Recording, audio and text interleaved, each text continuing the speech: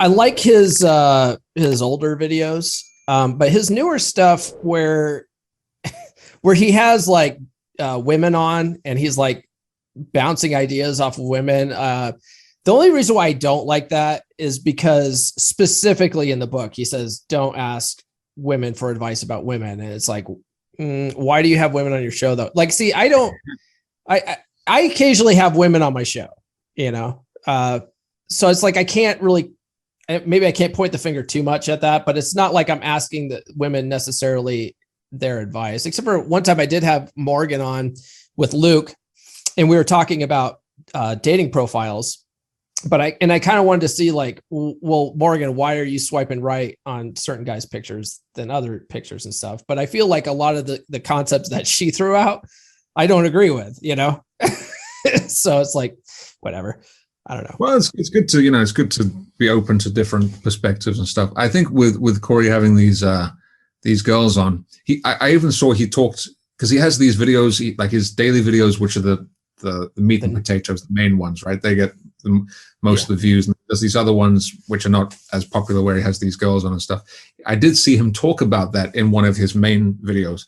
And he did say he was talking about that and how when he talked to the ladies on there, it actually goes to prove that you should not get advice about women.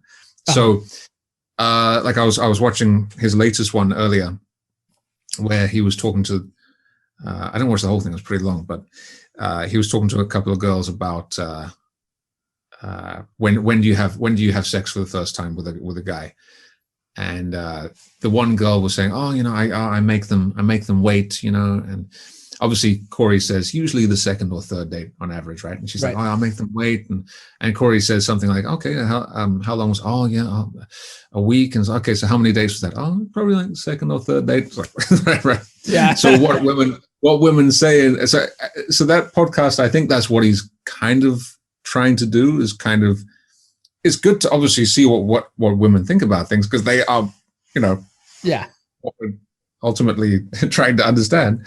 But also he does kind of show that what women say, what they do. He kind of reveals that sometimes in these conversations just by sitting back and just asking them questions. So that can be kind of interesting. But that can be helpful. Yeah, for sure. Yeah, but I don't really watch those ones that much. I just watch like the main ones where he has like people email in and answers their questions. Because I think he usually does a very good job of dissecting their problems and it was, reinforce it, because it's good to watch that and see if you can kind of predict what his advice will be.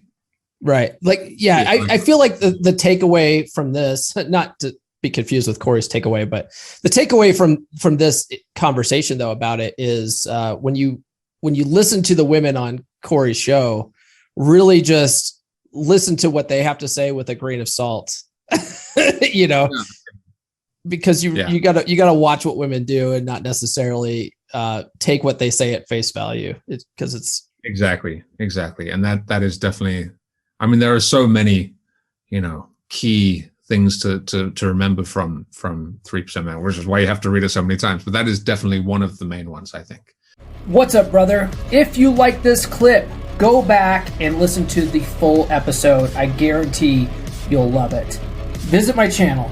If you haven't done so already, subscribe now.